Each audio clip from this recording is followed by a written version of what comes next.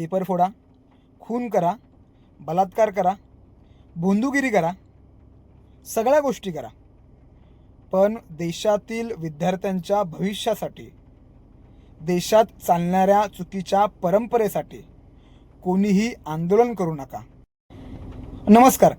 आपण सर्वच जण म्हणतो की हा देश संविधानावर चालतो, लोकशाहीवर चालतो आणि या देशात या लोकशाही परंपरेमध्ये नागरिकांना आणि प्रत्येक माणसाला हा अधिकार आहे की त्याचं म्हणणं त्याने मांडावं, वेळ पडली तर सरकारच्या विरोधात आंदोलन करावं. दिल्लीमध्ये जंतर मंतरवरती एक आंदोलन सुरू होतं.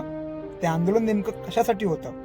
देशाच्या विरोधामध्ये होतं. ते आंदोलन सुरू होतं पेपर फुटी प्रकरणी विद्यार्थ्यांचं नुकसान झालंय त्याच्यासाठी. इतक्या दिवसामध्ये सरकारचा एकही प्रतिनिधी त्या आंदोलन स्थळी का नाही गेला? ते आंदोलन पोलीस बळाचा वापर करून होडीत काढलं. सरकार नेमकं कोणाला घाबरतंय? त्या आंदोलनामुळे 20 दिवस ते आंदोलन सुरू होतं, पण ते आंदोलन किंवा त्या आंदोलनामुळे कुठल्याही नागरिकांना त्रास झाला नाही किंवा कोणाचं नुकसान झालं नाही किंवा देशाला कुठेतरी देशाला देखील नुकसान होईल अशीही कोणती घटना घडली नाही. 20 दिवस ते आंदोलन शांततेत सुरू होतं. मग असं काय घडलं की पोलिसांनी बळाचा वापर करत सोनम वांगचुक यांना सफेद बाजूला चादरी लावून त्यांना तिथून उचललं आणि हॉस्पिटलमध्ये नेलं? सरकारला त्यांची एवढीच काळजी होती तर मग त्या ठिकाणी जायचं. नेमक्या सोनम वांगचुक यांच्या काय मागण्या होत्या ते तरी ऐकायचं. देशविरोधामध्ये कोणत्या मागण्या होत्या का? तर तसंही नाही. मग सरकार नेमकं कोणाला घाबरतंय? पेपर फुटी झाली, त्या विरोधात त्यांचं आंदोलन सुरू होतं. शिक्षण मंत्र्यांचा राजीनामा घ्यावा, त्या संदर्भात त्यांचं आंदोलन सुरू होतं. पण मग सरकारने ह्या सगळ्या गोष्टी करत स्वतःच्या पायावरती धोंडा पाडून घेतलाय का?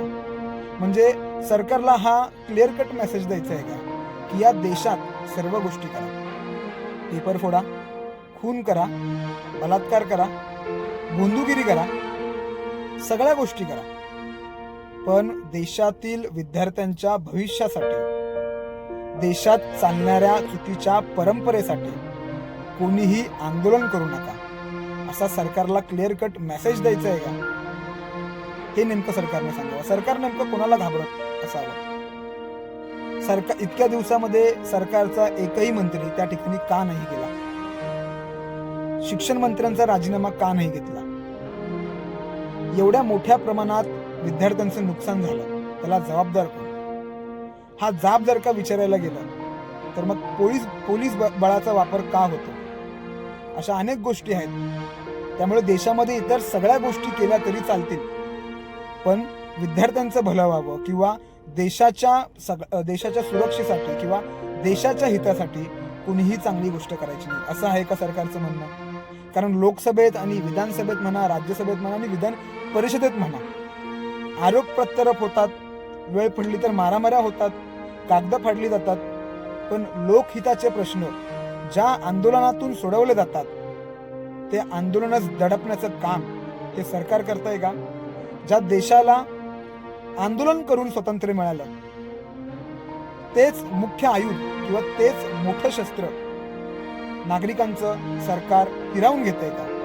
असा सवाल आता सर्वजण विचारत आहेत. आणि मुळात मुख्य म्हणजे हे जे आंदोलन दडपण्याचं काम सरकारने केलेलं आहे याचा अर्थ सरकारने स्वतःच्या पायावरती धोंडा पाडून घेतलेला आहे, हे सरकारने लक्षात ठेवावं.